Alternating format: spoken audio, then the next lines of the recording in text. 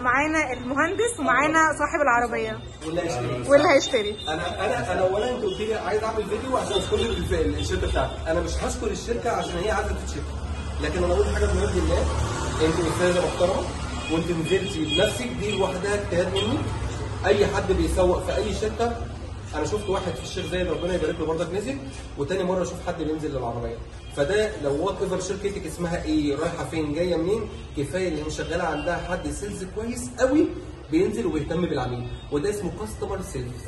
فالكاستمر سيلز ده قليل عند ناس كتير، ده اللي انا اقدر اقوله. استاذ احمد، انا بشكر الشركه جدا على المجهود الرائع اللي هم عملوه معانا جدا، لان هي تعبت معايا قوي جدا والله بصراحه، لغايه لما العربيه اتباعت.